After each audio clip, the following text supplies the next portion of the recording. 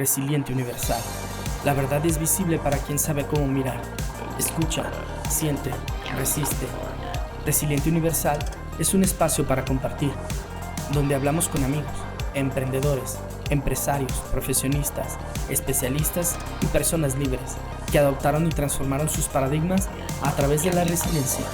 ¿Estás listo para desafiar tus límites y tu conciencia? Comenzamos. Hola, muy buenos días, Resiliente Universal.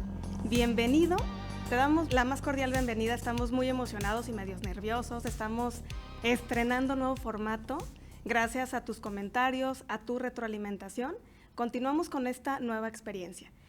Y si es la primera vez que nos escuchas, que nos ves, déjame transmitirte un poco de lo que pretendemos y estamos haciendo con esta experiencia maravillosa que ha conectado con mi vida, que ha conectado con mi profesión. Y lo más increíble es que traemos conocimiento de personas también maravillosas, que finalmente nos permiten conectar en este universo lleno de posibilidades. Hablábamos siempre de este esquema dual que nos permite tener esta conversación interna con nosotros, donde parece que está ahí nuestra realidad, pero cuando conectamos con una pieza de información, con un conocimiento distinto, es donde podemos evolucionar, es donde podemos trascender. Entonces, sé bienvenido, feliz año para los que nos están viendo también en el momento adecuado, porque justo estamos estrenando 2023 y después de varios capítulos el año pasado, el día de hoy estrenamos el capítulo 7. O sea, y después de cerrar con un increíble año que nos hablaron de numerología, creo que tiene un efecto también, un efecto tanto en la parte religiosa, tanto en la parte que significa en las diferentes personas que se dedican a estudiar esto, tiene un significado y por eso estamos súper contentos. Y adicional a esto, el invitado que tenemos también está de lujo, también nos trae bastante información que va a conectar con esas dudas quizás que tienes o incluso conocer también historias resilientes que nos permiten continuar y conectar con más humanos como nosotros. Entonces, pues, le voy a dar la más cordial bienvenida al doctor David Alejandro López de la Mora. Y nuestro capítulo del día de hoy se llama Nuestra expresión genética. Y de verdad no saben las pláticas interesantes que se dan antes de comenzar este programa, donde también, con mi falta de entendimiento y con el conocimiento y la experiencia que ellos traen a sumar, entonces conectamos también para que este capítulo tenga un efecto diferenciado y que tú también aprendas el día de hoy. Y también, como regularmente lo hago, este capítulo lo quiero destinar a mi pareja, mi amante, mi amigo, todo lo que ha significado Demir después de muchos años de relación. Creo que lo más importante y conectando con nuestra expresión genética, además de que traemos ciertas características que el doctor David nos va a estar platicando un poquito más, y bueno, ya le voy a decir David para los cuates, creo que es lo que transforma también nuestro día a día y es lo que compartimos con personas que decidimos estar. Entonces yo estoy agradecida porque también gracias a conectar con Demir me ha permitido explorar mi mundo de maneras distintas. Gracias por la paciencia, gracias por el cariño, el amor. Se ha convertido en mi compañero en todos los sentidos de la palabra, donde puedes compartir, donde puedes ser vulnerable, donde decides enfrentar nuevos retos a pesar de todas las limitantes que podamos tener y finalmente estar acompañado, estar lleno de amor, de cariño, es algo increíble. Entonces, este capítulo va para ti. Y ahora sí, David, cuéntanos. O sea, yo estuve maravillada porque déjenme contarles antes. Le digo, David, pues háblanos un poquito de tu currículum para poder generar como todo este contenido. Y pues así, ¡pum!, ¿no? Y yo, no puede estar pasando, tenemos que poder hacer un resumen.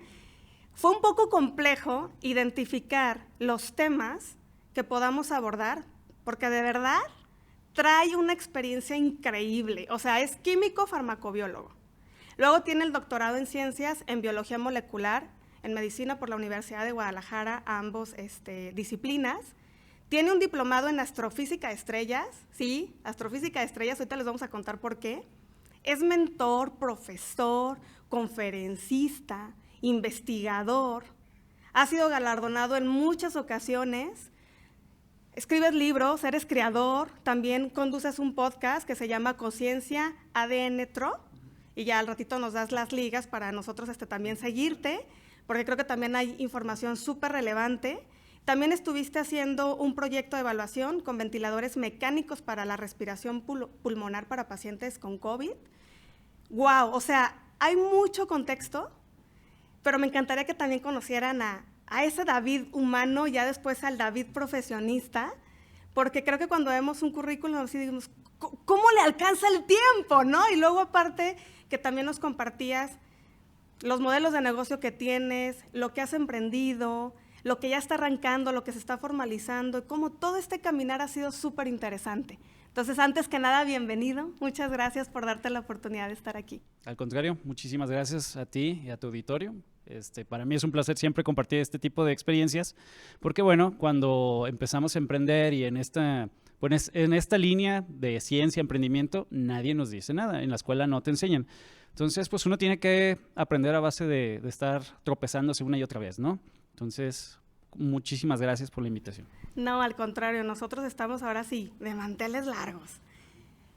Platícanos primero, David, ¿por qué químico farmacobiólogo? O sea, ¿qué fue lo que sucedió en ti? Porque fíjate que justo en otro capítulo hablábamos que muchas veces decidimos qué vamos a hacer en la vida porque es como si fuera lo último que vamos a hacer y que ya no puedes cambiar de decisión. Cuando somos unos adolescentes que queremos divertirnos, que no queremos equivocarnos o que muchas veces queremos llenar una expectativa de otra persona y decidimos muchas veces comenzar con algo. Algunas personas cortan de tajo y habrá otras que sigamos como una línea conductual, pero de repente o nos vamos por otro camino más especializado o le seguimos dando por allí, ¿no? Pero, ¿cuál fue tu experiencia? La verdad es que es una historia muy chistosa. A ver, cuéntala. Porque, bueno, pues yo siempre he creído que a los 17 años decidir a qué vas a dedicarte, pues es una etapa muy temprana en la cual puedes equivocarte, ¿no? Claro. Y el resultado de eso, pues es los chavos que se salen de la carrera una y otra vez, ¿no? Bueno, conmigo fue muy curioso porque cuando yo estaba chico, yo quería estudiar diseño gráfico, yo estaba seguro que iba a ser caricaturista y que me iba a dedicar al arte. Posteriormente hice un grupo de rock y yo aseguraba que iba a andar de gira por todo el mundo. Pero tocabas, eras el vocalista. Guitarra y vocalista. Ah. Entonces, pues tocábamos heavy metal, luego nos metimos al death metal y cosas así más densas. Sí. Y pues yo aseguraba eso, ¿no?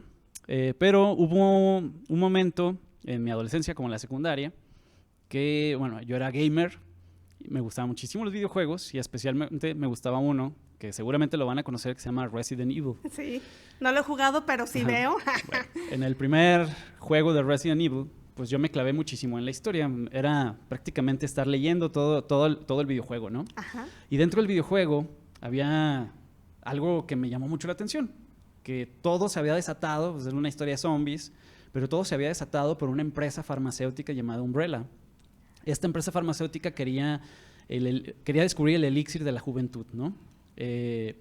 Y se equivocan en una modificación genética y había científicos que después se descubre que lo hicieron adrede porque todos los productos habían metido un vector viral modificado para que cuando tú usaras el producto, pues inhibiera diferentes sentidos de las personas, funciones y demás, que los convertía en zombies, y esto para controlar a la sociedad, pero se les sale de control, ¿no? A eso le llamaban el T-Virus. Entonces, de verdad, recuerdo muchísimo yo estar en la secundaria y estar leyendo sobre códigos genéticos y no entendía nada, ¿no? Ajá. Pero me encantaba la idea de ser un científico que se dedicaba a eso, o sea, poder manipular materia biológica. Okay. Entonces, pasan los años, en la prepa yo estaba segurísimo que iba a ser o arquitectura o diseño gráfico, pero en eso llevo la materia de química y mi maestra de química era darqueta, le gustaba la misma música que yo también era bien darqueto, y ella me dijo, tú eres muy bueno para la química, deberías estudiar algo de la química. Entonces me empezó a llamar la atención y empecé yo por ingeniería química. Okay. Y ella fue la que me llevó los catálogos de la UDG y me dijo, esta carrera te conviene, químico farmacobiólogo. No la conocía, empecé a investigar y vi que había un área relacionada con la ciencia, con lo que en aquel entonces me había llamado mucho la atención. Ok. Pero bueno, lo dejé de lado, me gustó, hice trámites, quedé, y a lo largo de la carrera me fui por diferentes áreas, por el área farmacéutica, síntesis de fármacos. Empecé a aprender... ¿Qué es síntesis de fármacos? Síntesis de fármacos es, digamos, como la metodología que se tiene que llevar a cabo para poder o descubrir un fármaco o planear o desarrollar un fármaco o algún producto farmacéutico. Okay. Yo me fui por esa área y es por eso que también conecta con todo lo que hago, Okay, ¿sí? Todo el desarrollo farmacéutico. Ajá. Al final de la carrera, decido que no me gusta nada de lo que he hecho. ¿Sí? Yo me metí a forense, a microbiología, a clínica, todo. Pasé por todas las industrias. Y estaba muy frustrado porque yo decía, es que yo no me veo trabajando en una empresa. No, no es lo que yo quería, no sé, estaba muy confundido. Sí. Y tomé una materia que se llamaba desarrollo cosmetológico. Okay. Y en esa materia nos enseñaron a fabricar cosméticos, a planearlos y diseñarlos. Entonces me empezó a gustar muchísimo e hice mi primer emprendimiento antes de salir de la carrera. Empecé a hacer bloqueadores solares. No sé si recuerden las cremas de Victoria's Secret, que eran como de colores y todo. Sí. Yo siempre decía, ¿por qué no hay un bloqueador que tenga esas características? Posteriormente ya vi que no se podía, era muy difícil, pero logré hacer algo muy, muy similar. Entonces empezamos a venderlos y todo, los introducimos a alguna farmacia. Posteriormente, pues no lo supimos manejar, quebró, pero me enseñó muchísimas cosas. Sí. Después de ello, en mi servicio social lo hice en investigación. Y allí, estando en investigación, fue cuando me ofrecen, me dijeron, oye, pues creo que te gusta esto, deberías hacer un posgrado. Y en el posgrado, pues, me animé, hago trámites al posgrado, Biología Molecular de Medicina, y cuando quedo en el posgrado, me ofrecen 2 proyectos. Me dicen, tenemos un proyecto sobre células madre, clonación y modificación de células madre, y tenemos un proyecto de clonación, modificación y manipulación de virus. Y ahí fue donde dije, no manches, eso era lo que yo siempre quería. Todo tiene un porqué, ¿no? Dije, yo quería eso, me llamó mucho la atención, acepté el del virus, modificación de virus, todo mi doctorado, me dediqué a diseñar fragmentos virales, vectores virales, los clonaba, los modificaba y los dábamos como terapia a pacientes con cirrosis, en el cual inyectábamos el virus y el virus tenía un diseño genético que iba al hígado y empezaba a destruir todas las fibras de colágeno del hígado por la cirrosis y lográbamos revertir hasta 30% la cirrosis. ¡Guau! Y apenas estabas comenzando. Sí. Y ¡Qué increíble! Eso me dio muchísimas herramientas, ¿no? Fue lo que dije, bueno, aquí hay muchísimas posibilidades. En México no se hace esto, en otros países sí, ya existe la terapia génica. Aquí apenas se está introduciendo, entonces... ¿La terapia génica qué es? La terapia génica es la manipulación de las células a nivel genético para poder, digamos, reprogramar a esa célula. Te pongo un ejemplo. En la leucemia, que es cáncer en células sanguíneas. Estas células sanguíneas tienen una mutación por la cual no funcionan adecuadamente y se replican. Una característica que tienen las células cancerígenas es que son inmortales. Suena bien trillado, pero la célula nunca muere. Por eso es tan agresivo el tratamiento. Por eso es tan agresivo. Exactamente, por eso se dan quimioterapias para tratar de resetear, digamos, a tu sistema, ¿no? Eliminar todo, bueno y malo, eliminarlo y esperar a que se regenere sin mutaciones. Pero pues esa es una moneda al aire muchas veces, ¿no? Claro. O requieres de muchos tratamientos. Entonces la terapia genética tiene la finalidad de agarrar esas células buenas y malas. A las malas podemos hacer diseños genéticos para contrarrestarlas y a las buenas reprogramarlas para que sepan localizar específicamente a las células cancerígenas y no maten a las demás. Ha tenido mucho éxito, hay mucha terapia génica que ya se utiliza en Estados Unidos. Ahorita en México está introduciéndose algo llamado CAR-T. Las CAR-T son modificaciones genéticas de células T que se dan en leucemias y son muy efectivas, o sea, prácticamente curas al paciente desde el punto de vista genético, sin necesidad de someterlo a una quimioterapia. La parte mala, pues es que es muy costoso, muy, muy costoso. Oye, y también estábamos hablando, cuando estábamos construyendo el contenido, ¿ha habido afectación dentro de México también porque ha habido un recorte presupuestal en la parte de investigación? Sí, claro. ¿Cómo lo vive un investigador, una persona que le apasiona esto? O sea, ¿qué es lo más complejo que te has enfrentado cuando estás en un procedimiento, cuando estás en una investigación o cuando estás validando pues este tipo de modificaciones que benefician a nuestra salud? condicionan también nuestra calidad de vida, pero pues estamos hablando que esto sí nos adelanta muchísimos años en todo lo que nos ha dolido con nuestras personas que amamos y que queremos, ¿no? Nuestra familia. Claro. ¿Cómo lo has vivido? Bueno, ha sido complicado porque los recortes sí han llegado a las aulas, a los laboratorios y demás, ¿no? A las escuelas, que las escuelas públicas son las que más contribuyen a la ciencia. ¿De qué forma? Por ejemplo, te cuento mi caso. Yo recibí un recurso, se abre una convocatoria que se llama Ciencia Básica, Ajá. donde en esta convocatoria tú pides dinero al CONACYT, que es todo el organismo que maneja la ciencia en México. Así es. Yo pido el recurso, yo estoy clasificado como investigador joven, entonces lo máximo que yo puedo pedir es 1.5 millones de pesos. Meto un proyecto que llevaba como productos, patentes, transferencias y demás, me otorgan el 1.5 millones, pero te lo otorgan en parcialidades. Ok. Entonces, a mí me otorgan la primera parcialidad, me gasto el dinero, Ajá. pido la segunda y ahí me dicen, ya no hay dinero. Entonces así, literal me llegó un correo que dice, no hay recursos, te avisamos cuando vuelva a ver. Y pues ya pasaron varios años. Entonces, ¿qué sucedió? Que este proyecto se pudo haber quedado a medias, pero también yo soy de la idea de que no podemos estar esperando que el gobierno resuelva todo. De No acuerdo. puede ser así. ¿Qué hice? Me acerqué a la industria para decirle, ¿saben qué? Tengo este proyecto, necesita ser financiado. Ujú. Pero tenemos otro problema ahí. La industria no cree tanto en los investigadores. ¿Por qué? Me voy a meter ya en problemas. Tin, aquí. tin. Hay un gran problema. Los investigadores, digamos que recibimos nuestro salario de las universidades Ajá. y se complementa con el Sistema Nacional de Investigadores, que es el Ajá. SNI, que es Ok. por parte de CONACYT. Digamos que es como una beca. Ok. Eso conforma tu salario, a final de Ujú. cuentas. No O sea, debería. estás aportando y estás enseñando. Ajá. No debería, porque deberías sobrevivir con lo que paga la universidad, ¿no? Sí. Pero bueno, los salarios no son tan altos. Ok. Por eso lo complementas con el SNI. Sin embargo, para permanecer en el SNI hay una serie de requisitos, principalmente publicaciones científicas. Ujú. Cada año, por ejemplo, ahorita ya se modificaron los periodos. Antes te evaluaban cada 3 años para Ujú. ver si permanecías en el SNI o te sacaban. Ok. Ahorita ya son periodos de 5 años. Ok. Cuando eran de 3 años, tenías que publicar un artículo científico validado a nivel mundial cada año. Ujú. Muchas veces, por ejemplo, una investigación, yo ahorita llevo con una investigación 7 años. Sí, sí, sí, es que es impredecible.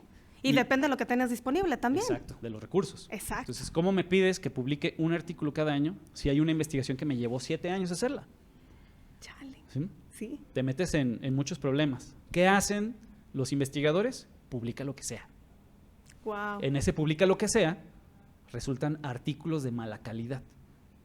Y ahorita hay una controversia muy grande Ajá. porque las grandes empresas que se dedican a publicar artículos te la facilitan, te dicen, ¿quieres publicar tu investigación de no me importa qué es, pero quieres publicarla? Va, tú nomás págame 50,000 pesos y yo te la publico. Y caes en esa, les llaman revistas predadoras, ¿no? Pero todas las revistas, hasta la más prestigiosa, lo ha hecho. Por tener contenido Por y tener contenido, por nuestra exactamente. falta de Y el negocio, entendimiento claro. del El trasfondo. gran negocio que es esto de las publicaciones. Entonces, caemos en un sistema, yo le criticaba muy fuerte, ¿no? de lo que yo vivo, Ujú. que decía, pues no, pues ya cámbienle, en vez de Sistema Nacional de Investigadores, pues pónganle Sistema Nacional de Publicadores, o sea, porque nomás están Ajá. publicando lo que sea No te y está lees el interesando. artículo y ni siquiera es un artículo de calidad, no me sirve de nada. Entonces, pues bueno, debido a eso, tienes que estar pegado al SNI, publicando Ujú. lo que sea. Entonces, las empresas, cuando van contigo, a mis principios de ir a dar pitch y demás, yo me presentaba y yo, no, pues soy investigador de la Universidad de Guadalajara. Y se quedan, ay, no, es que tú quieres publicar, ¿no? No. Y me daban de topes con ellos porque me criticaban muy fuertemente y no creían en el trabajo que yo hacía. Y me decían, no, pero muéstranos algo que hayas comprobado. A ver, ¿cuántas ventas tienes? A ver, ¿y esto cómo lo comprobaste? ¿Y va a servir o no va a servir? ¿Cuánto te vas a tardar? Porque si me dices que estás esperando a que llegue un alumno de posgrado para hacer el proyecto que te estoy pidiendo, no, ya me morí. Las empresas quieren rapidez. O Quieren sea, que sí hay- resuelvas el siguiente mes. Quieren que utilices tus conocimientos para desarrollar rápido. Y lo entiendo porque ellos se dedican a vender. Claro. Pero hay un desfase completamente con lo que te con la permite académica. comercializar y Exacto. con la parte que generas. Exacto. Entonces me di cuenta de eso y desde Sí. hace muchos años dije, yo voy a cambiar la modalidad de lo que estoy haciendo. Ya no me voy a dedicar a publicar, me voy a dedicar a las patentes. O sea, Bien. mi Ok. investigación, si es útil y si es de calidad, debe dar para una patente. Ajá. Entonces empecé a generar patentes, hasta ahorita llevamos 7, Wow. y eso me permitió abrirme puertas en la industria, porque yo ya llegaba a decir, oye, ya lo tengo en trámite de patente. Ah, ok, entonces ya me escuchaban, ya era muy Ok. diferente.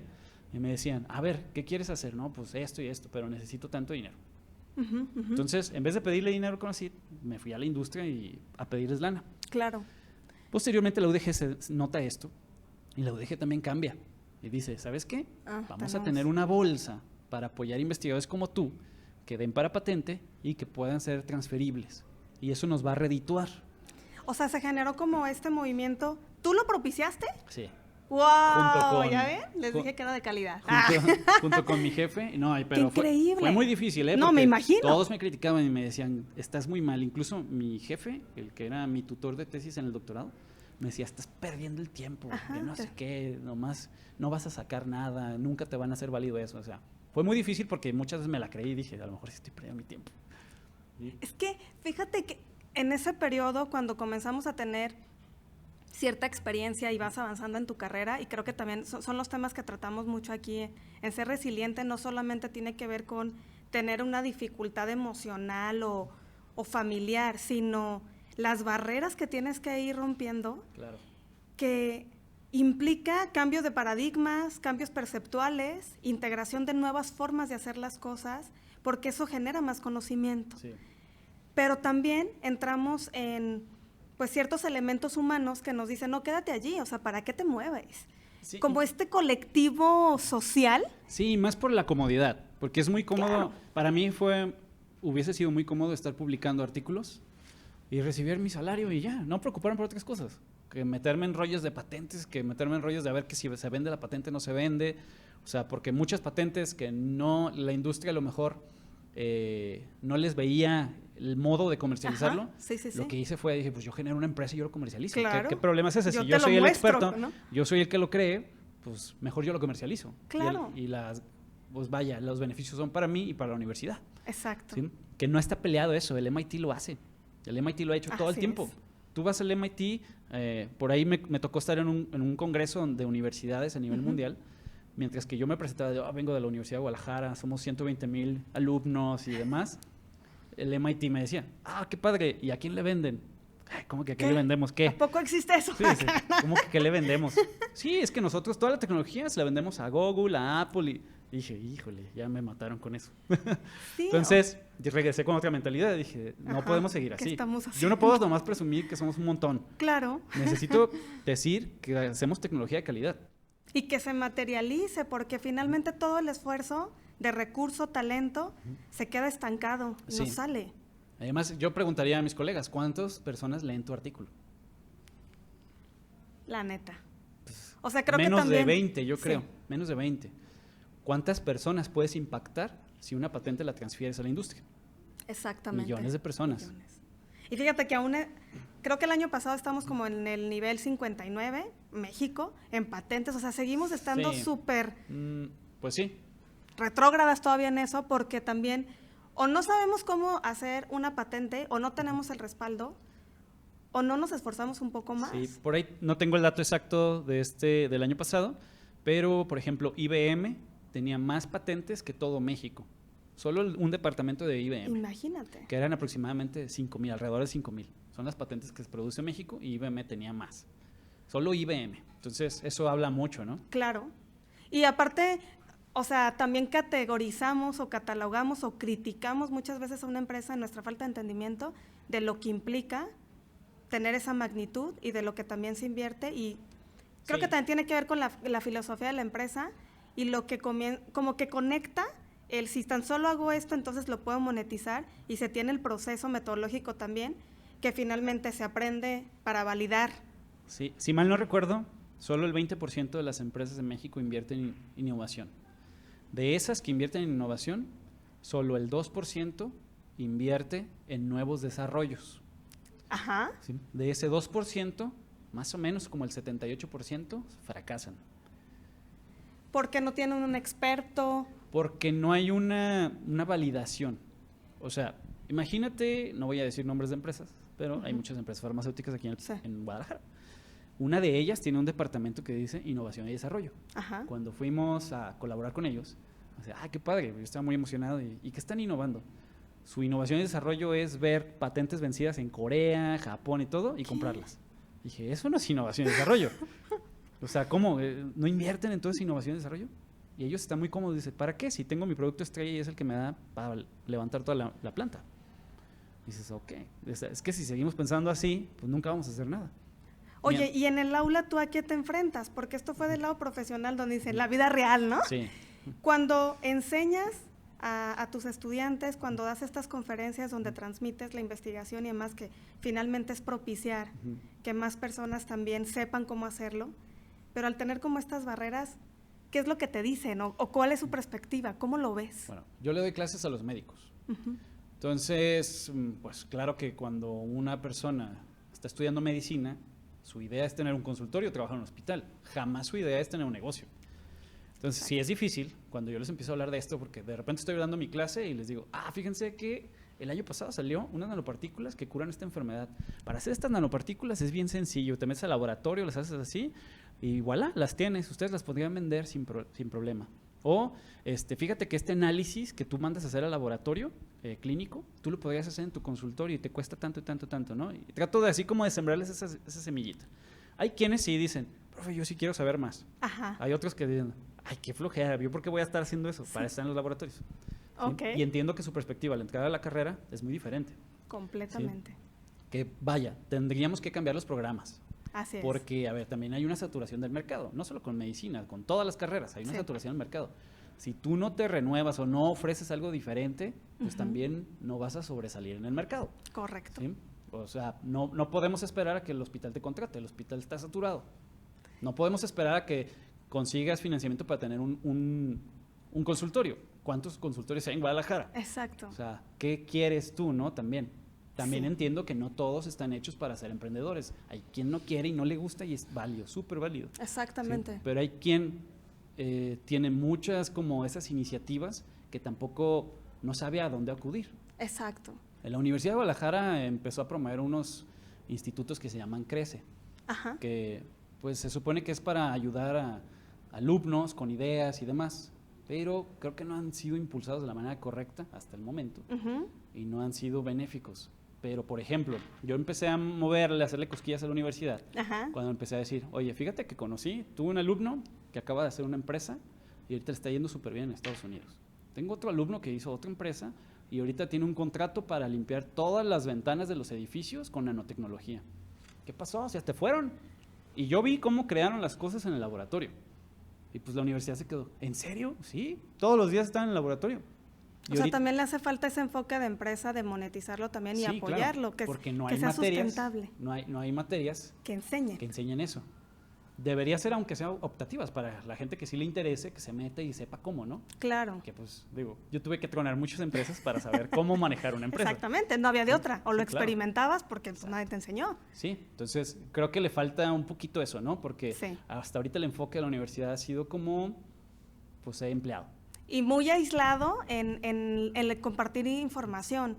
Me acuerdo que en sus momentos cuando yo estaba en la universidad había pequeñas iniciativas, yo estuve en CUSEA, en conectar con CUSEI, también como esta parte de desarrollo más ingenieril y con modelos de negocio, pero creo que también al tener diferentes centros puedes compaginar todas las disciplinas y generar un contenido que sea relevante para tener diferentes opciones, como tú digas, pues ¿quieres emprender? Está bien, si no quieres emprender. Fíjate que tocas un tema súper interesante. Cuando yo he comenzado también a dar consultoría a diferentes médicos, que también nunca se ven como empresarios, ha sido como complejo, incluso hasta identificar su diferenciador, porque se desconoce a todo lo que tienen apertura en cualquier disciplina. Y hablando de biología molecular, hablando de nanotecnología, la aplicación es infinita. Ah, sí. Apenas se está iniciando, fíjate. Y es una ciencia que se desarrolló en los años 50, ¿eh? Y apenas se están produciendo cosas que tienen esos elementos. Wow. Fíjate, son un chorro de temas. Evidentemente, comienzas tú a descubrir, tienes la pieza de información que hace clic, comienzas, lo empiezas a enseñar, nos damos cuenta como de estos diferenciadores, pero que también es complejo estar empujando, lo decides por iniciativa, entonces voy, busco recurso, pongo mis propias empresas. ¿Cómo te ha ido en lo de las empresas? ¿De qué son tus empresas? Ha sido como una montaña rusa, porque ahí hay historias tristes y historias muy buenas. Ajá. Bueno, la primera empresa formal que tuve fue esa que te dije de los bloqueadores. Truena, me meto al posgrado, y de ahí quise hacer otra empresa y dije, bueno, necesito capital. Para poder acceder a capital, estando estudiando, dije, pues, ¿cómo le voy a hacer? Sí. Entonces, reuní dinero y compré franquicias, adivina de qué, de nieves de garrafa. Nunca fallan. Sí. Compré franquicias de nieves de garrafa y esas franquicias me dieron el dinero para volver a hacer otra empresa. Entonces, bueno, de allí me volví investigador. Siendo investigador, vendo las franquicias y con el dinero que tuve empecé a hacer otra nueva empresa con un médico y es administrador de empresas. Sí. Hicimos una empresa que iba a ser de nanotecnología. Empezamos a desarrollar productos. Ajá. Y cuando estuvimos a punto de sacarlos a la venta, se acerca una persona que había trabajado en Wall Street y nos dice, la neta tienen un proyectazo. Sí. Yo conozco a fulanito en Estados Unidos y podemos hacer un gran trato. Hacemos el trato, compramos, digamos que nos fusionamos, se llama fusión reversa, le llaman los gringos. En esa fusión reversa adquirimos una empresa que cotizaba en la Bolsa de Valores de Estados Unidos. Okay. Y nosotros éramos los dueños. Okay. Estábamos muy emocionados porque pues ya éramos CEO de una empresa que cotizaba en la bolsa, ¿no? Ajá. Empezamos a tener contacto con muchos inversionistas, nos empiezan a invertir, empezamos a pagar noticias en Bloomberg y demás, y entonces nomás veíamos cómo nuestras acciones subían, ¿no? Estábamos súper emocionados. Sin embargo, a pesar de que, digo, era muy caro sostenerla en la bolsa de valores porque tienes que dar pagos mensuales muy fuertes y en dólares, además de pagar abogados. Cuando todo parecía, o sea, ya estábamos contando billetes todos, ¿sí? Nos llega, me acuerdo que en una mañana, así, yo me suelo levantar temprano, Sí. abrí mi correo y vi un correo en inglés decía del estado de Nevada, ¿no? Me llamó la atención, lo abro y era una demanda por $1.5 millones. Nos estaban demandando por $1.5 millones. De verdad que lo leí como 3 veces, ¿no? ¿Por qué? Ajá. O sea, ¿Qué hice mal, no? Entiendo bien el inglés y lo Sí. leí 3 veces y aparte lo metí al Google Traductor y dije, no hay error. creo que no estoy entendiendo algo. Nos estaban demandando por un adeudo que tenía la empresa con la cual hicimos la fusión reversa desde 1994. Sí, yo sí, pero nos acabamos de fusionar en el 2019, o sea, no puede estar pasándome esto. Le hablo a mis socios rapidísimo, contactamos a un abogado, lo hacemos parte de la empresa, y este abogado nos dijo, a ver, vamos, tranquilos todos, no es nuestro problema, porque nosotros tenemos una cláusula que dice que si nosotros encontramos alguna anomalía en la fusión, se cancela todo. Ok. Parecía fácil, pero tuvimos que contratar nuestra sede, nuestras oficinas estaban en Las Vegas. Ajá. Entonces tuvimos que contratar abogados. Allá en Estados Unidos no sé si sepan, pero el abogado se especializa por estado. La ley cambia de estado a estado. La jurisdicción, por así mencionarlo, el alcance. Exactamente. Entonces tuvimos que contratar abogados especializados en temas de emprendurismo en Las Vegas. Nos cobraron, ya te imaginarás, cada mes era pagar $50,000 pesos. Cada mes. Hasta que se resolviera todo. Pero pues yo no podía dormir pensando en que iba... O sea, yo dije, como investigador tengo que estar yendo muy seguido a Estados Unidos. Exacto. Afortunadamente se dio la pandemia y no viajamos. Pero yo sí tenía miedo, dije... O sea, fue reciente. Sí, dije, voy a poner un pie en Estados Unidos y a la cárcel me van a mandar. Por la demanda de $1,5 millones. Sí. Cuando hice cuentas dije, pues, ¿de dónde voy a sacar $1,5 millones? No me alcanza. Entonces, estaba cañón. Entonces, todos mis ahorros, todo lo que yo tenía y los socios, los habíamos invertido en esa empresa. Por supuesto. Pues, la demanda se resolvió de la siguiente forma. El demandante dijo, mira, vamos a hacer algo. Voy a embargar la empresa ahora la empresa es mía y ustedes ya no me deben nada. Ok. Oye, pero ¿y mis acciones? ¿Mi dinero? Se congeló. Ahí está. Está congelado con una restricción de que no podemos hacer uso de las acciones. Entonces vi como mis acciones de repente valían 10 millones de pesos y luego de repente valían nada. La dejó caer para renovarla Ok. y no me dejó sacar nada. Entonces me fui a la quiebra, totalmente. No tenía ni un peso, nada. Entonces te quedas fuera completamente por el tema legal. Sí, nosotros firmamos una renuncia Ajá. y bueno, yo había hecho una empresa también aquí en México, a la par, más o menos, de biotecnología y nanotecnología. Ok. Y entonces, sin un peso que sustentar esa empresa, pues literal las quincenas que me pagaba la universidad se iban a esa empresa y me quedaba sin nada. Así fue días de que comer 2 veces al día, Sí. ahorrar. Así. Y dormir más para que no te dé sueño. Ajá, ¿Cierto? sí, entonces fue muy complicado, pero muy, muy, muy complicado porque no tenía idea de cómo la iba a librar. Y luego me había pasado, no sé si alguna vez te comenté, le entré el rollo de las criptomonedas. Sí. Me fue muy bien y al día siguiente lo perdí todo. Fue cuando estuvo la baja que, Sí. bueno, sí, el comportamiento del mercado. y la Todo el estabilidad. dinero que yo tenía pensado ahí, o sea, y era una fuerte suma, que era un dinero que yo tenía pensado para comprar un departamento, se fue todo, desapareció. Entonces, fueron épocas muy, muy complicadas, que dije, o impulso la empresa o ya valió. Ajá. O sea, no tengo de otra, tengo que impulsar la empresa. Entonces empezamos a desarrollar más rápido, en conjunto con la universidad, productos para poder comercializarlos. Afortunadamente con esta empresa bursátil alcanzamos a vender productos en la pandemia. Ok. O sea, nuestro giro lo tuvimos que cambiar rapidísimo, desarrollamos un producto, lo mandamos maquilar, lo mandamos a Estados Unidos, sacamos FDA y eso nos sostuvo un poquito. Ajá. Sin eso, la neta, no sé qué hubiéramos hecho. Y empezamos otra vez de cero, a construir todo otra vez, todo, absolutamente todo, a desarrollar nuevos productos y hacer nuevas planeaciones.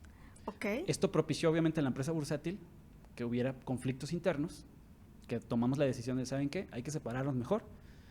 Cuando se puedan liberar esas acciones, cada quien que lo haga. Ujú. Pero aquí, pues ya, se rompió una taza y cada quien para su casa, ¿no? Ya, Ajá, ni ajá. modo. Así pasa. Tengo una curiosidad, Ujú. porque al momento de que tú eres investigador y tienes como todo este desarrollo profesional, nunca ves la posibilidad, o no sé si en su momento lo valoraste como trabajar para una empresa y que no fuera como nada rentable, porque también al momento de que hay poca inversión, poca innovación en las empresas o poco apostarle para desarrollar nuevas cosas, que también esté mal pagado el sector como privado cuando vende talento para acá y es más rentable entonces por fuera y comenzar como tú lo hiciste, o sea, explorando nuevos mercados, explorando nuevas participaciones con sociedad, porque es un riesgo alto, o sea, el no conocer, y que vas descubriendo también temas legales, contables, que tienen su alcance, y eso comienza, pues, ahorita quizás lo podemos ver ya como esos retos, pero en principio cuando te enfrentas al problema es, Sí, ¿cómo claro. voy a saberlo, no? Mira, O sea, ¿viste la posibilidad de ser empleado en algún momento o no? No, porque ya estaba bien acostumbrado a ser libre. Exacto. Yo no me veía, o sea, si era como mi última carta, decir, pues bueno, voy a pedir trabajo en un hospital o voy a pedir trabajo Ajá. en una empresa. Pero pues yo sabía los salarios, obviamente, tengo amigos trabajando ahí. Y aún así dije, es que no va a resolver mi problema porque me van a tener Exacto. 8 horas encerrado y no resuelvo el problema. O sea, tengo deudas, tengo un montón de cosas. Sí. Entonces, luego, ¿dónde voy a vivir? O sea, con lo que me Claro. pagaban en una empresa de esas, era lo que costaba la renta de donde estaba viviendo. Está cañón. Dije, pues no puedo, necesito hacer otra cosa. Y empecé a hacer muchas cosas, hasta literal contacté a una cervecera de cerveza artesanal y le dije, ¿sabes qué? Tengo amigos que tienen bares aquí, pues, ¿qué onda? ¿Cuánto me das de comisión si te conecto? Y empecé a hacer cosas de esas, Claro, muy claro. fuera de lo que yo me estaba dedicando. Pero finalmente, conexiones o talento que tú Sí, dijiste, claro. lo puedo hacer. O sea, Sí. no está de más cuando vivimos una situación compleja donde dices, el recurso no me está alcanzando, tengo esta situación, ¿cómo lo resuelvo? Sí, y ahí fue donde, bueno, cuando se da lo máximo de la pandemia, Ajá. veo que no hay ventiladores, y ahí fue donde yo voy con UDG y les digo, ¿saben qué? Necesitamos hacer un ventilador. Y yo con fines de comercializarlo. Claro, claro, demanda, oferta, ¿no? Sí, y me decía UDG, dice, pero ¿cómo vas a hacer ventiladores? Sí podemos hacerlos.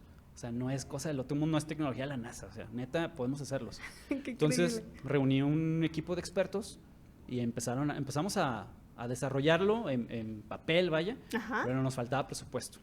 Después nos dimos cuenta que un grupo de empresarios que se dedicaban a hacer juguetes estaban tratando de hacer un ventilador. Ándale.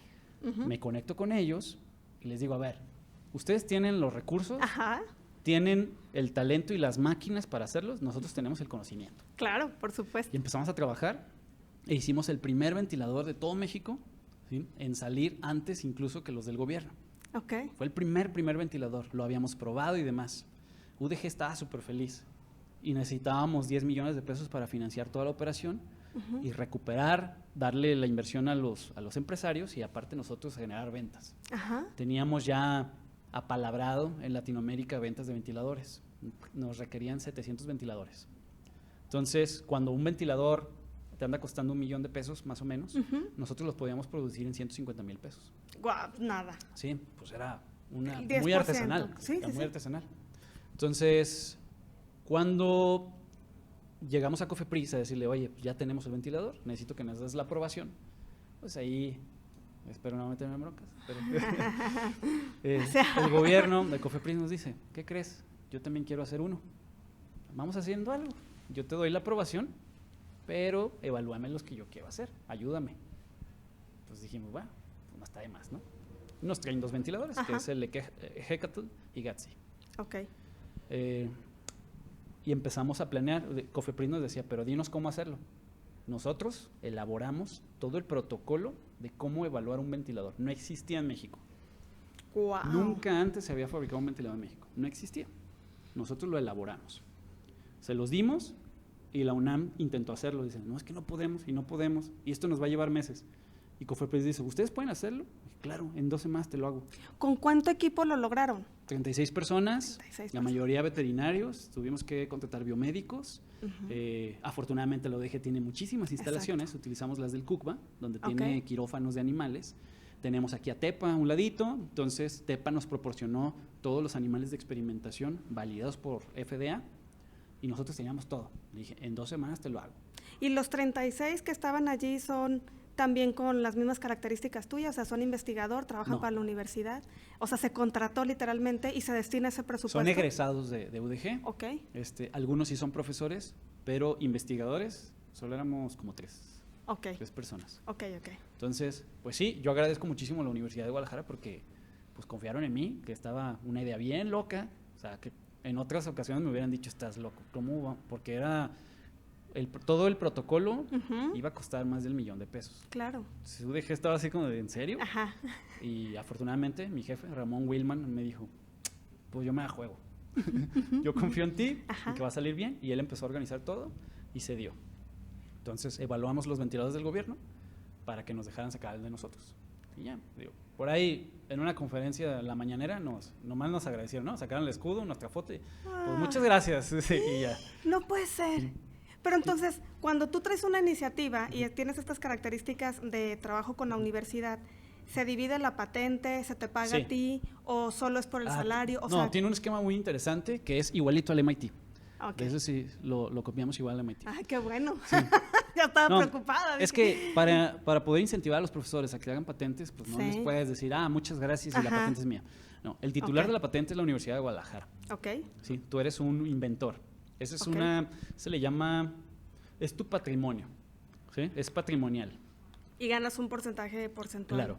Yo con la UDG, la UDG tiene el acuerdo con todos los profesores Ok, de que es un 60-40. Al profesor le dan 40%, la UDG se queda con el 60%. ok. Sin embargo, el primer postor puede ser tú. Ok, yo hice la patente, es de la UDG, pero yo le puedo decir a la UDG, véndemela a mí, a un precio preferencial. Y yo me quedo con la patente y la UDG se queda con regalías del 7 al 10%. Excelente, Está súper porque bien. te dan Sí, ese beneficio. Está súper bien. Ahora que si yo no me interesa la patente y UDG quiere comercializarla, también hay acuerdos. A mí me dejan entrar a las negociaciones, donde yo voy con el empresario y le digo, a ver, la UDG tiene la patente, te la vendemos, pero nos vas a dar regalías de tanto por ciento vitalicias, de las cuales previamente yo acuerdo con UDG de esas regalías que te den, pues yo quiero un porcentaje. Exacto. Y es un ganar-ganar, a final de cuentas. Por supuesto. La UDG me proporciona instalaciones y pues yo pongo la mano de obra, la creatividad y demás, ¿no? Me encanta, porque creo que hemos tocado varios temas. Evidentemente, faltarían más capítulos para desarrollar también los pasos para generar una patente. Toda la información que tú traes creo que es de muchísimo valor y vale muchísimo la pena que cuando queramos desarrollar nos acerquemos ¿Sí? a la Universidad de Guadalajara o por medio de ti, que también te orienten, porque creo que optimizamos tiempo, optimizamos recursos. Sí. Y hay algo que me llama muchísimo la atención, porque cuando estábamos hablando de platicarles quién es David y que hablábamos de nuestro tema de nuestra expresión genética y que ahorita nos desarrollaste desde cómo comenzaste, lo que te gustaba, ¿no? Que tocabas, que eras así, que dibujabas, que querías ser diseñador. Empiezas a integrar todos esos elementos en lo que haces actualmente. También escribes, también dibujas, también estás generando una historieta que te gustaría próximamente sacar. ¿Qué tiene que ver lo que tú estudiaste o nuestra expresión genética en lo que decidimos hacer o comenzamos a hacer? Científicamente o biológicamente, ¿cómo jala? Porque me interesó bastante y por eso decidimos también este nombre y por eso quería que conocieran la historia, porque hay una conexión. Platícanos de eso. Bueno, yo le atribuyo toda la creatividad. Yo me considero muy creativo y toda la vida me gustaba ser muy creativo desde que estaba muy pequeño. Y hace muy poco, muy poco, me enteré, mi papá era igual. O sea, tenía esas mismas iniciativas y demás. Por el lado de la familia de mi mamá, mi abuelo era igual, que por ahí me contaron una historia hace poco de que mi abuelo se la pasaba por todo el país haciendo negocios y demás, y tratos. Y dije, no manches. Cotizó en la bolsa, toda de tu historia casi. No me vas a creer, pero tenía hay una historia bien loca que no sé cómo, le digo a mi novia, no sé cómo mi abuelo tenía un tianguis en Tijuana y otro en San Diego. O sea, él era el dueño. Dice, ¿cómo haces eso? No tengo idea. Te traigo el modelo de México y lo sí, llevo. no tengo idea. Y tenía negocios por todos lados. O sea, Wow. estado que llegaba, estado que hacía negocios, se la pasaba haciendo eso. Yo no lo sabía. Definitivamente hay un componente genético, ¿no? Hay una expresión genética que está por ahí, porque mi mamá es igual. Mi mamá le encanta estar haciendo negocios. Okay. Le encanta estar en su negocio, le encanta estar haciendo tratos y es muy buena cerrando tratos. Yo tampoco lo desconocía, o sea, no soy tan apegado pues a la familia. Entonces, cuando yo me encuentro yo solo, quien me dijo fue mi mamá, dice, ¿te parece tanto a mí? Dice, y tu abuelo era igual. Dije, ¿cómo crees? O sea, yo no sabía. Ajá. O sea, y por otra parte, pues la creatividad de mi papá también dibujaba, tocaba guitarra y demás. Entonces, son componentes que pues están ahí, ¿no? Están en tu código genético, Okay. pero no por el hecho de que estén ahí es porque van a salir, sino que tienes que estar en un ambiente propicio para poder explotarlos. Entiendo, claro. Y está súper chido, porque ahora estoy más interesado en el árbol genealógico de la familia y dije, ¿qué más pudiera hacer, no? O sea, está muy padre. Pero la creatividad creo que es la conexión de todo, porque desde el arte, que me gusta muchísimo el arte, todas las pinturas que hago, es creatividad. Todos los diseños, cuando fundé la revista En Ciencia, ajá, lo primero, así cuando repartíamos, pues yo era el editor en jefe y por ahí me preguntaron, oye, necesitamos un diseñador. Digo, no, yo quiero eso. Yo quiero diseñar las portadas. Yo lo puedo hacer. Dije, no, es lo más divertido. Sí. Y yo diseñaba las portadas de la revista, diseñaba todo el maquetado, yo lo hacía, ¿no? Cuando empecé a crear las empresas, yo decía, yo quiero crear el logo. Sí. Entonces, pues era la creatividad siempre, ¿no? Sí. En la ciencia pasa lo mismo. En la ciencia yo soy muy libre. Entonces, prácticamente hago lo que yo quiera, porque el día de mañana llego al laboratorio y digo, a ver, ¿qué quiero inventar? Wow, qué maravilla, claro. Es creatividad y empezó a ver necesidades del país. Pues, a ver, deberíamos hacer algo para esto. Y es meterle creatividad, pero ahora con química. Y está muy padre, o sea, es una situación que me mantiene muy activo, sí, y que no es para nada monótona, que era lo que yo no quería al entrar a una empresa. Y que también tenemos este paradigma del investigador, la persona como aburrida y que solamente es cuadrado.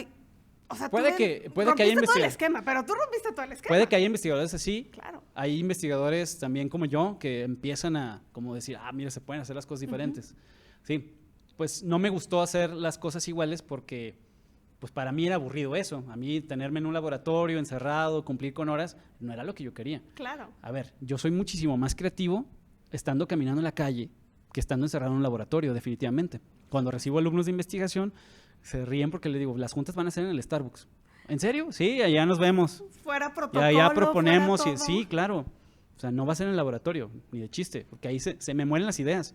Y es lo mismo en los trabajos que he tenido, y muchas veces en la UDG también, me dicen, ¿por qué no tienes oficina? Le digo, es que si tú me metes en una oficina, se me muere el cerebro. Ajá, o sea, llego a la oficina y estoy así de, ¿qué tengo que hacer? Sí, no, el esquema tradicional para nada Pero entra si contigo. si me voy a un Starbucks donde estoy viendo la calle, gente pasar y demás, me pongo mis audífonos, no manches, soy súper productivo. ¿Qué Te hago conexión? todo. Sí. Yo tengo que estar en la calle para estar trabajando y estar imaginando cosas. Voy y las aplico en el laboratorio después. Pero ni de chiste yo estoy en un laboratorio encerrado. No, se me morirían las ideas. Claro. ¿Cómo identificas estos elementos más personales? Porque entiendo que todo el conocimiento y la facilidad que tienes de esa creatividad te ayuda a construir nuevas cosas. ¿Cómo sacas esa fuerza? O sea, ¿cómo expresarlo? ¿Cómo vive David todos los días? O sea, ¿qué pasa dentro de David todos los días? Porque, o sea, yo veo como si fueras una persona completamente atípica, que ¿cómo lo hace? Y que fue la primera pregunta que nos hicimos, ¿cómo alcanzas para hacer todo? Ahora entiendo, porque finalmente tienes un equipo, conectas, encuentras la manera y eso facilita, eso construye a un emprendedor en un empresario. También estas cualidades que hemos destacado mucho dentro de los capítulos de Ser Resiliente tiene que ver con esa disciplina, ese no miedo al fracaso, ese volverlo a intentar. La pregunta que todo el tiempo te haces de decir, ¿cómo lo puedo hacer diferente? Creo que es una particularidad de las personas que estamos queriendo crear un mundo distinto, pero que tenemos un entendimiento perfecto de nuestro talento en cómo engranamos y que después la parte linda es, pues también traigo algo de mis antepasados, de mis ancestros, pero ¿cómo lo vives? Yo creo que, bueno, ahí hay un antes y un después. Yo antes era, de verdad, me la pasaba trabajando en la computadora, estando en la universidad, en un Starbucks, donde sea, trabajando, desde las 7 de la mañana, muchas veces hasta que me corrían del Starbucks. Señor, ¿sí? ya Y vamos a todavía cerrar, llegaba sí. a mi casa, eran las 12 de la noche y yo seguía trabajando. O sea, Era muy esclavizante, porque tenía que estar al pendiente de la empresa, la universidad y demás. Sin embargo, recientemente mi vida cambió, ¿sí? Ahora con mi novia, próximamente mi esposa, me abrió un panorama muy diferente, porque ella me enseña todo lo que es la familia, el valor que tiene estar con la familia. Yo era, te decía, muy desapegado, nadie sabía de mí prácticamente, y creo que eso me hizo clic, y ahora veo las cosas muy diferentes.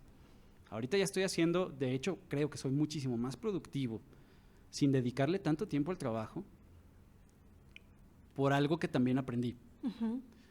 Por ahí dicen, ¿para qué matarte todo el día, tus horas y demás, tu calidad de vida, ¿sí? Para llegar al mismo resultado que si te vas por el camino fácil? exacto. Y pues siendo investigador decía, no me voy a ir por el camino fácil, por mi reputación y demás. Pues es que es una Como tontería. este ego, ¿no? Sí, o sea, que creemos que las cosas funcionan claro, de cierta manera. por complicándote, claro que no. Ni la ciencia funciona así. De verdad, las mejores patentes que tengo son ideas tan simples que dije, pues, que no se le ocurrió a alguien más. Mira, se me acaba de ocurrir a mí. Y es muy simple. Qué ¿Para qué me maravilla. complico el trabajo? Exacto. ¿Sí? Entonces, lo he estado haciendo últimamente y me está funcionando mejor. Muchísimo mejor que antes de estar de matado ahí todo el día. Sí. Entonces, a ver, cosas que no pueda resolver a las 11 de la noche no se van a resolver. Claro, vete a No me dormir. sirve de nada estar pegado a la computadora matándome.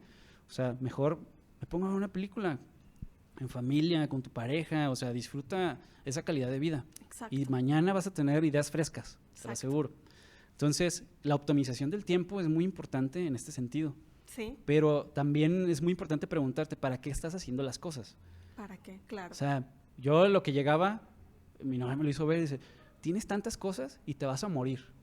¿Y quién se las va a quedar?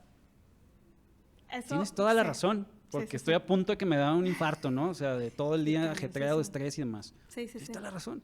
Estoy trabajando de más para dejarlo ahí, porque me voy a morir de un infarto. Entonces, ahorita lo estoy viendo muy diferente. Yo te digo, hay un antes y un después.